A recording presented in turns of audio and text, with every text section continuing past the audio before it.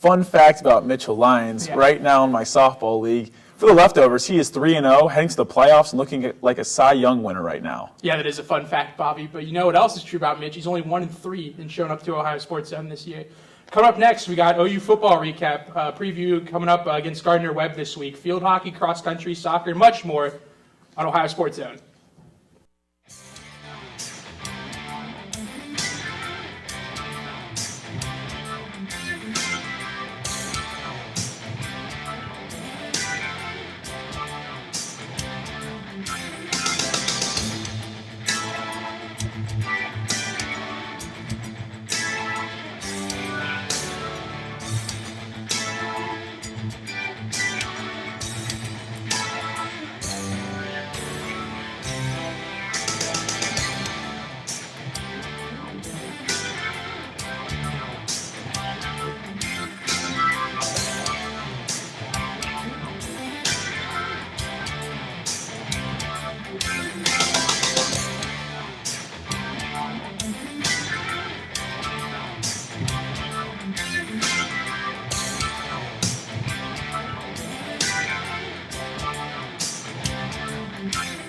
Welcome back, guys. I'm Bobby Levine. Alongside me is Ethan Graham, like always, and AJ Bialotta. And we're going to talk about Ohio football against Tennessee this past week. Ohio fell by 9 points.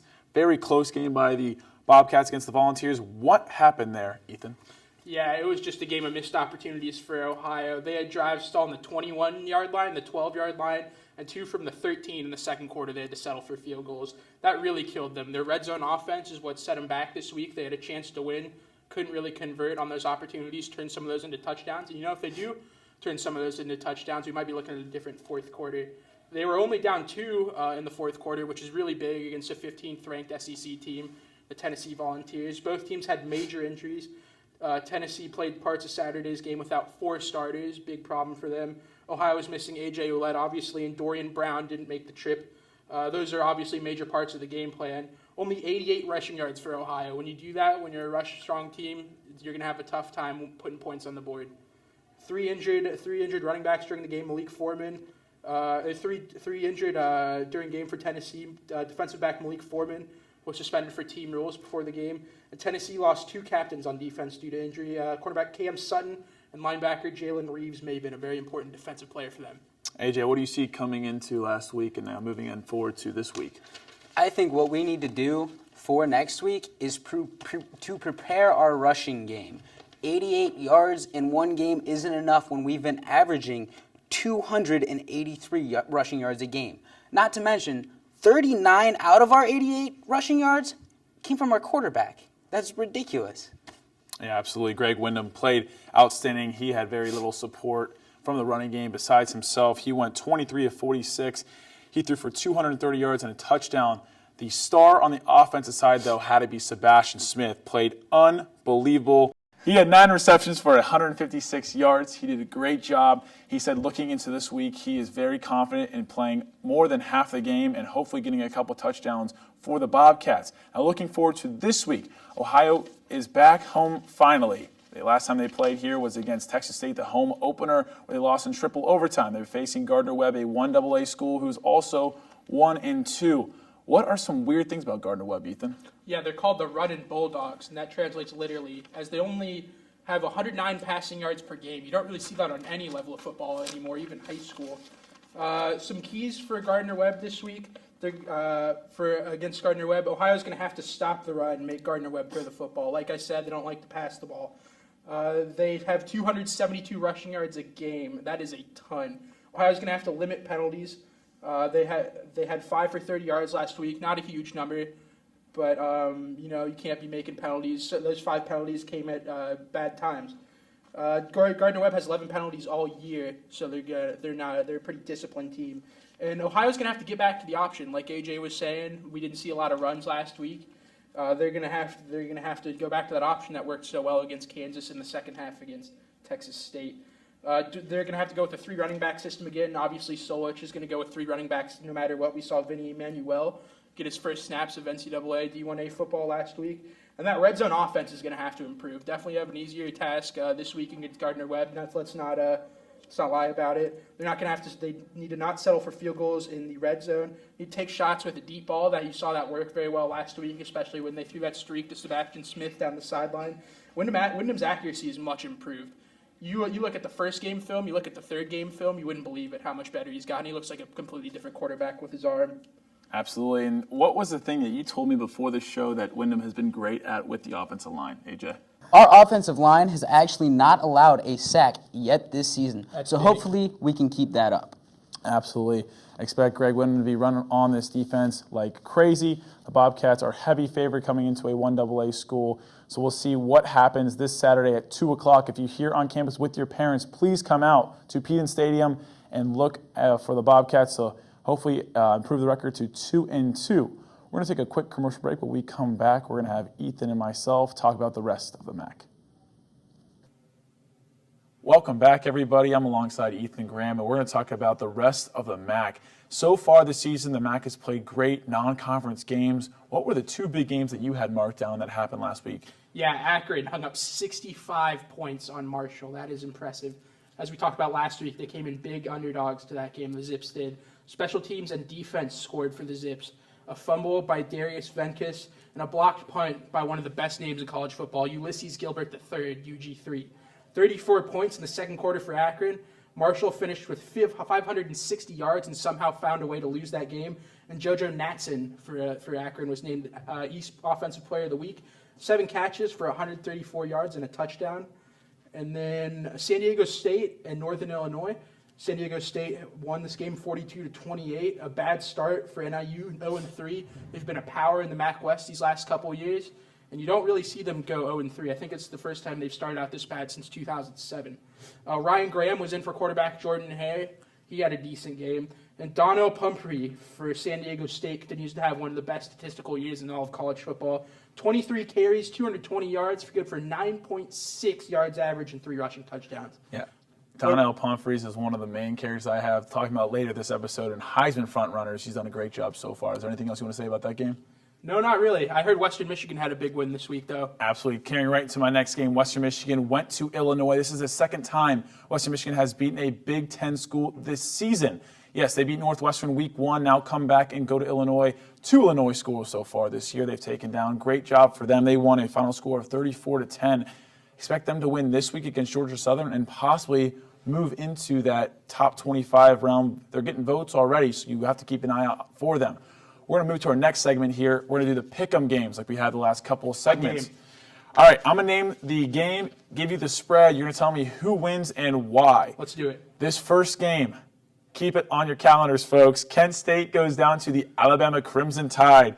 Bama is favored by 44 points. They are the number 1 ranked team in the nation and have been ranked number 1 the whole year. They look like the best team. Who wins this game and why? I'm going to come out and shock you here. Alabama wins this game. Oh, okay. Yeah, it's going to be a tough game for the Zips. I mean, 44 points. You might see Alabama go all out against the Zips this week. They have Kentucky next week. Basically, they can just show up and win. I like Kent State. I like Alabama to cover the spread. I'll tell you what. If Kent State wins this game, I'll show up and do next week's MAC segment with no pants. I mean, there's no way that Kent State's going to find a way to win this game. It's absolutely crazy. If Kent State does win this game, this would be the biggest upset in all of college football. I say this would be way atop of the Appalachian State and the Michigan game about 10 years ago. I think Kent State does not even score a point. I guarantee they get under 100 yards of total offense, and it's going to be a bad one. Yeah. Moving on to the next one, Central Michigan, as we said, is going to Virginia. Another team in the Michigans, Western and Central, playing very well. They go to Virginia. An ACC school is 0-3, and they are favored to beat them by 3.5 points. Who wins this game and why? I like Central to win this week. They had a huge game out of their quarterback last week. 6 touchdowns for Cooper Rush. That is a huge number no matter what level of football and no matter what kind of offense you run. I like Central to win, probably by about 10, 14 points. 2 scores, I would say. Yeah, it'd be great for Mac to somehow pull off a victory in this stands again. You have a very weak ACC school who has yet to show up. They've lost to a Pac-12 school and then an SEC school so far. Next game, Appalachian State. You said last week was supposed to be a huge upset against Miami. We were talking about that beforehand. They did not upset that, but they go to Akron. Akron right now is 2-1. App State is 1-2 right now. App State is favored by 6 points at Akron. Who wins and why? Yeah, this is good. This is my game to watch in the MAC this week. Akron, like we were saying, dropped a whole bunch of points. Appalachian State's obviously, they've seen a lot of MAC schools lately, and they've seen a good Tennessee team that we've also played. I like App State to win this game, probably by about 7. I think Akron's going to have a good showing. I think they'll come out very ready for MAC play. We're about to find out how good Akron really is because last week, as we said, Appalachian State played Miami at home. Miami is a top 25 school. So far in 3 games, the 2 losses they have lost to top 25 schools, they might be a little tired after the first 3 weeks in the first month. If Akron shows up and plays their ball, they could possibly surprise a lot of people like they did last week against Marshall. Here's a game that I have circled since my buddy told me about it. That's Georgia Southern 3-0 is going to Western Michigan, who's also 3-0. Western is favored by -7. Don't hold your hat, though, on Georgia Southern. They are a very good team. They beat Southern Alabama, who beat the first week Mississippi State in the SEC. Who do you have in this game and why? Yeah, I think it's going to be a great game between 2 lower-level schools that don't get enough recognition that they deserve. I like PJ Fleck and the Broncos to keep things going. He's talking down to the Big Ten last week. It was only the 4th time a MAC school has beaten 2 Big Ten teams in the same year. I like the Broncos by about 7, and that's cover the spread, right? You said it was 6? 7. 7. Yeah, so I like them to cover the spread then.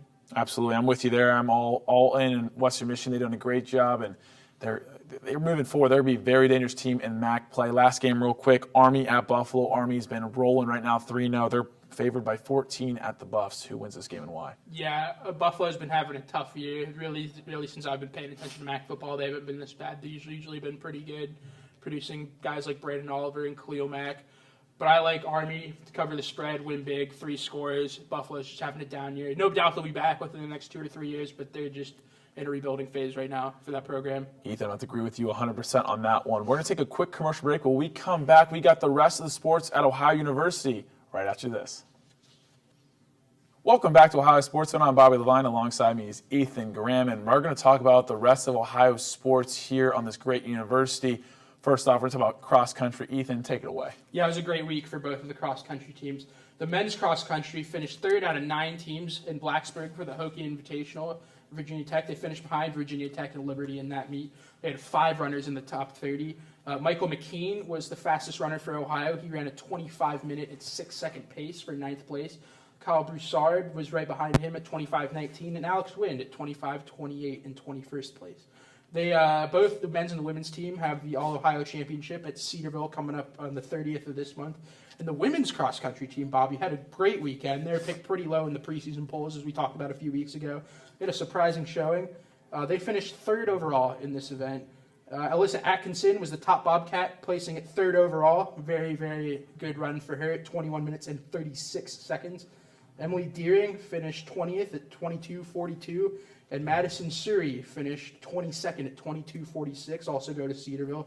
You know, you're glad to see the women's cross-country team take some steps forward after that low preseason ranking and some major injury problems to start the year. Absolutely. Good luck to the cross-country team moving forward. Next up, we got field hockey. Right now, the field hockey team is struggling. They are 2-6 after they started off the season 1-0.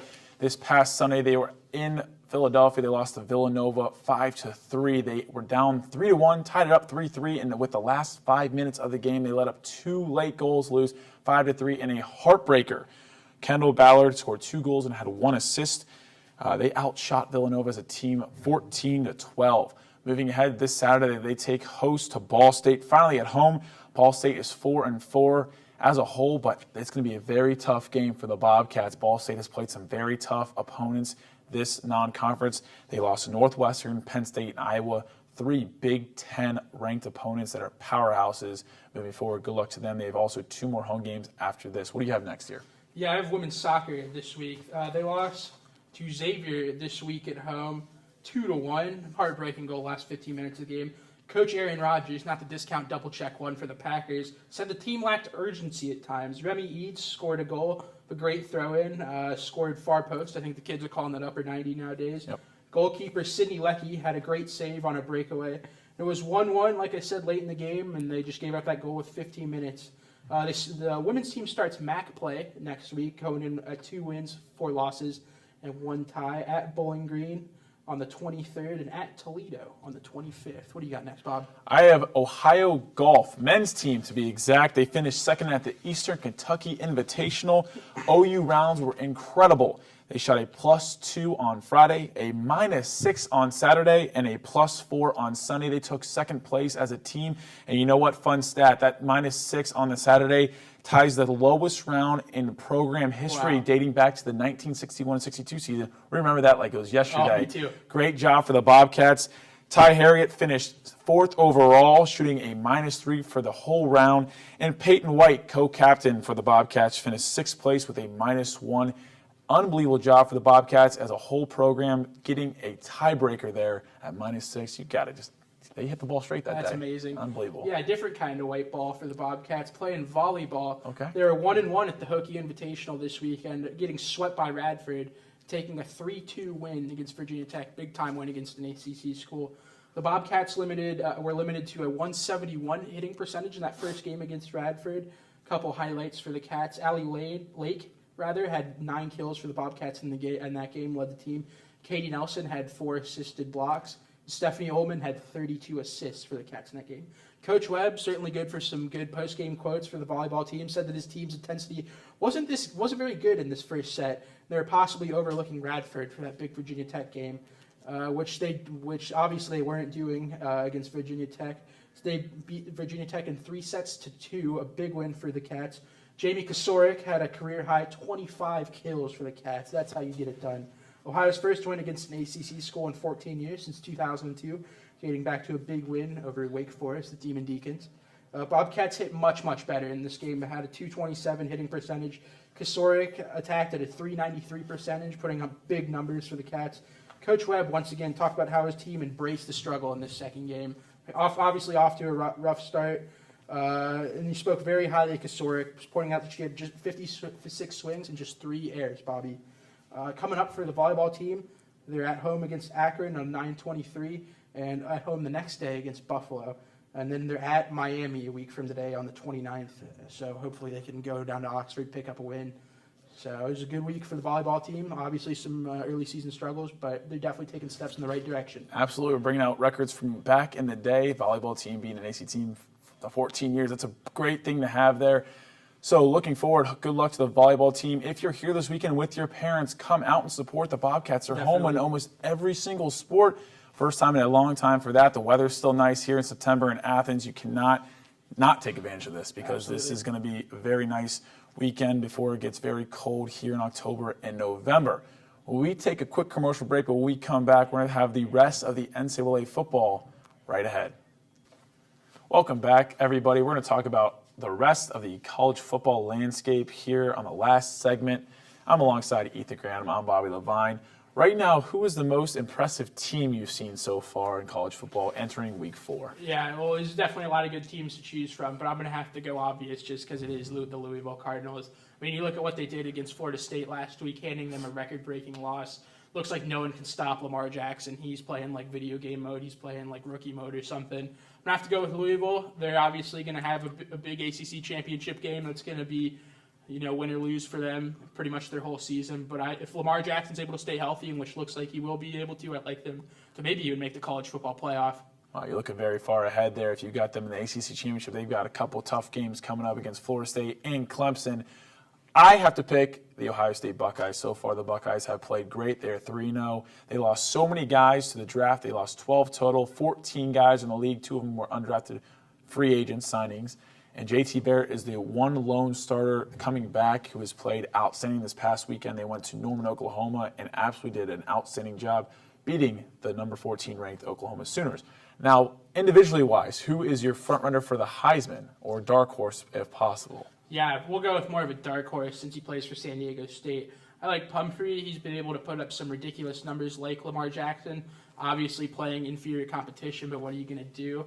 I look for him to maybe get some good consideration in the bowl game. Hopefully they go up against a decent school, and he's able to break off a few. I wouldn't say against not good competition. Let me give you a stat real quick for Donnell Pumphrey. He's had 599 total yards, 7 touchdowns total for a running back. As you said, he plays for San Diego State University.